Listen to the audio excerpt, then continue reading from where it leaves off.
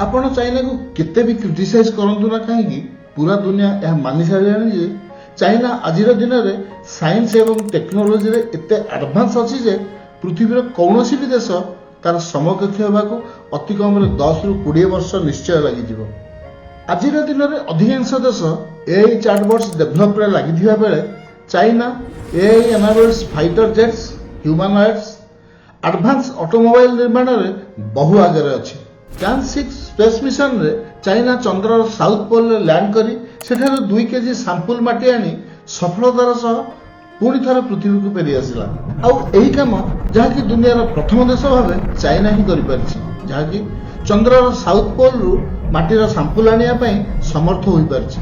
पूरा दुनिया आज दिन में ईवी अर्थात इलेक्ट्रॉनिक व्हीकल्स रो इनोवेशन करी बहुत खुशी, कारण यह द्वारा पेट्रोल खर्च बहुत परिमाण रे सेव होउछि। किंतु आपण जानिछन्ति कि दुनियार समस्त ईवी रो बैटरी चाइना रे ही तयारी होउछि।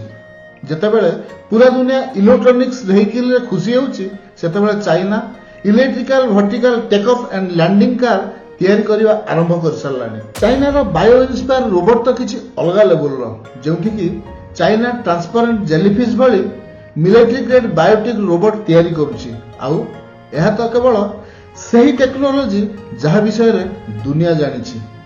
जदि आपनको एही इन्फॉर्मेटिव वीडियो भल लागिछि तबे वीडियोटी को लाइक एवं चैनल को सब्सक्राइब करंतु।